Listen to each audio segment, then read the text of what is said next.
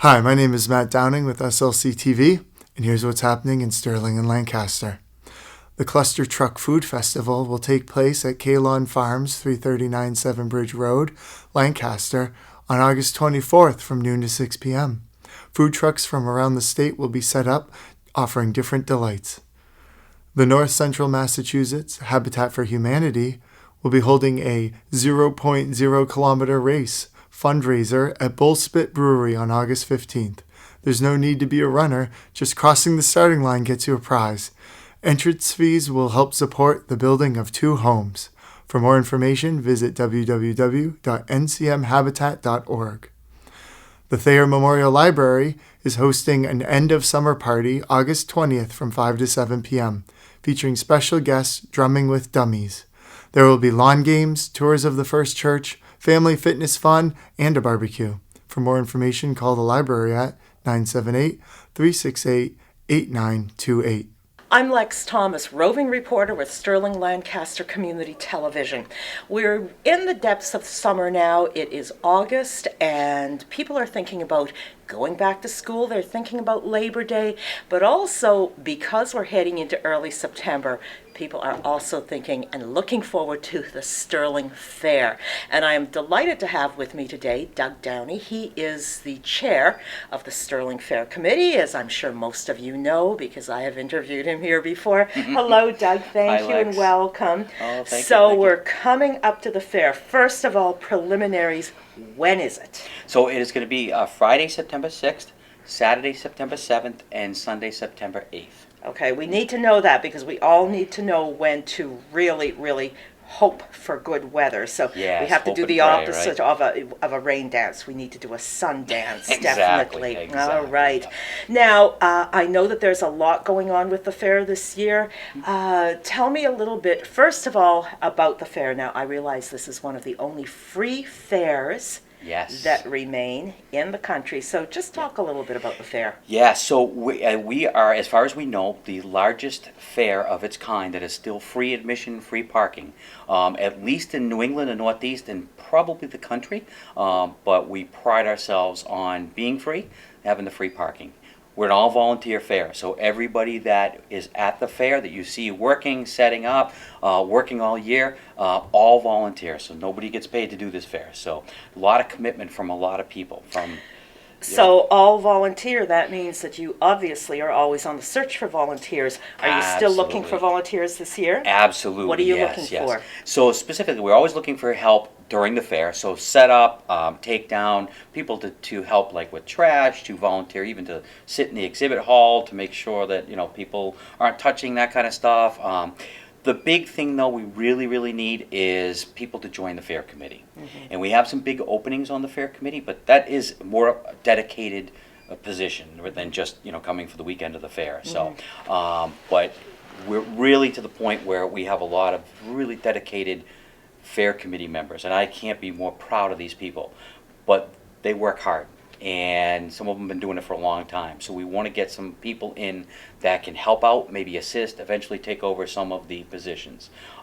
Specifically, we have livestock is one we're looking for. So Chip and Tana Hallett have been a livestock for quite a while, do an awesome job. But they're looking to pass it on to someone else, and there's still help. And they have built the livestock area up so well that I can't even say what they've done. It's been so great. But we'd like somebody that could come in and take that over with their assistance and help out with that. We're looking for people with media and marketing skills that can help us to get our fair out, especially to a lot of the publications in New England. Great things like this, right? The Sterling-Lancaster Community Television.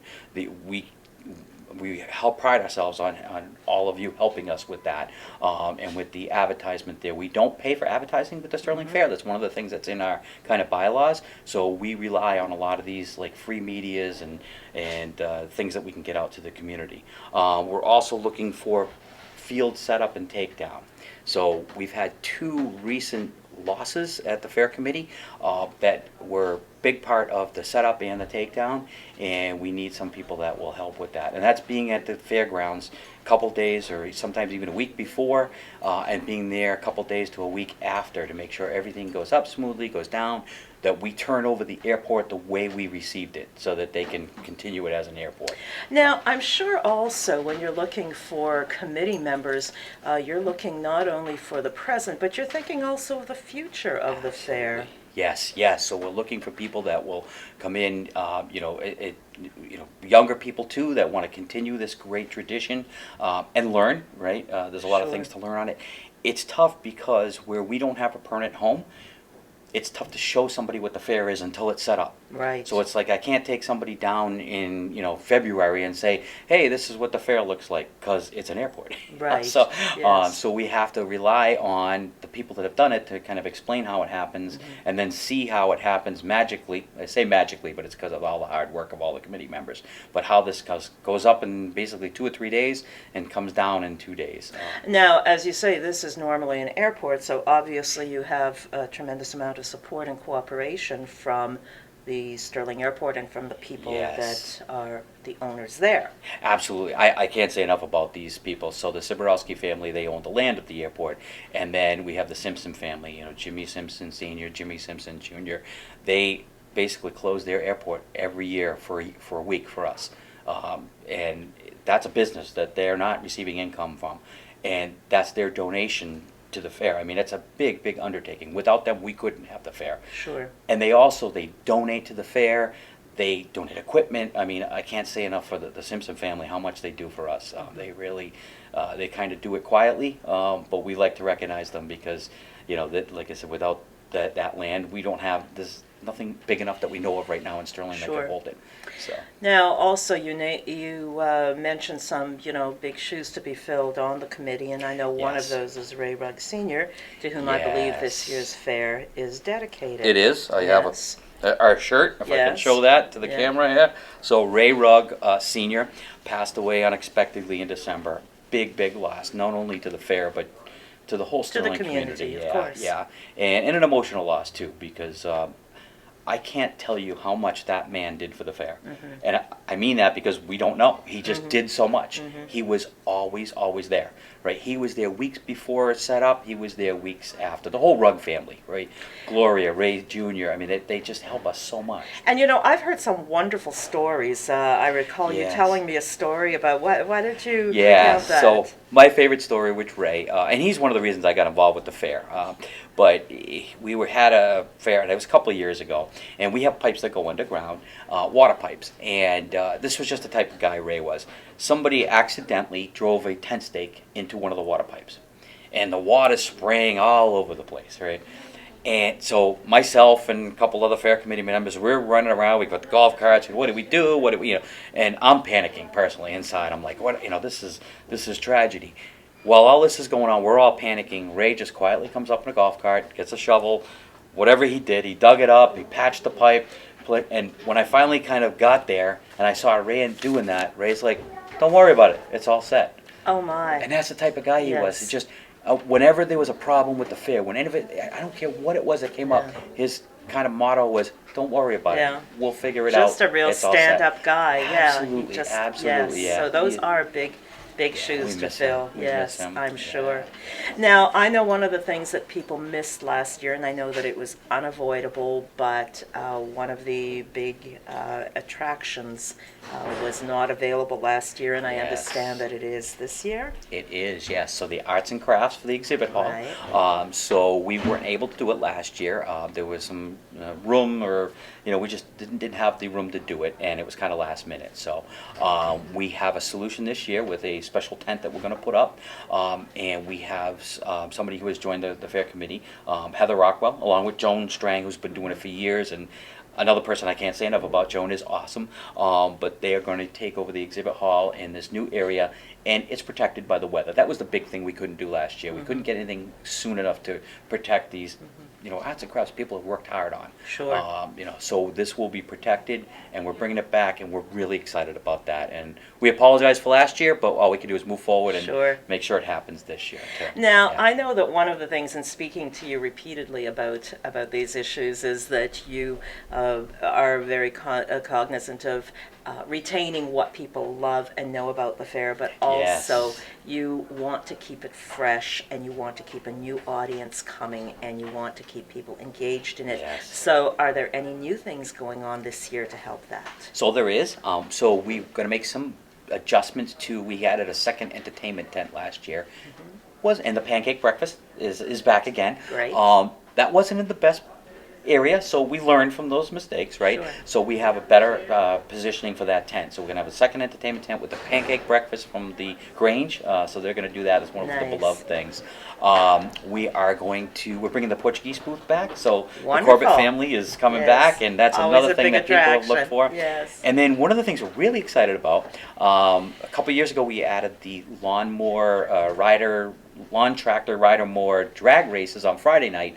On Sunday, we're going to have the Rider Moore Garden Lawn Tractor All polls. right. So Okay. these are not the big John Deere. We still have those on Saturday, right? The big Yes. John Deeres and the Internationals and that are pulling, which has always been a big part of the fair. Yeah. But these are, your everyday lawn, what I mow my lawn with, right? That we're Sure. going to try to. They might be a little souped up, but, Yeah. but just your regular lawn tractor. So we're really excited about that, and that will be on Sunday. So. Excellent. And you're still going to have the frying pan, the skillet The toss, skillet and all toss, that? yeah, Oh, and hugely I think we popular. had a couple people in their 90s last year that did it. Right, yes. I've heard rumors there's people that are practicing. They're practicing. Still. I've Yep, heard those same yep. rumors. It's hard to buy a you know, skillet right so now in they're- this area because people are buying them up to That's get right, ready. But yeah. frog jumping contest, lawn Right, soaring, the kitty yeah. tractor pulls, all Yeah. that stuff, and that's all free. Yes. That's the great That's the thing, so. amazing thing about this. That's Yeah, right. yeah. But I know that you also depend on people buying the buttons to Yes. really support this. So you've Yes. got the buttons here, Yep. and they're So this is lovely this year's green, yes, button. Yeah.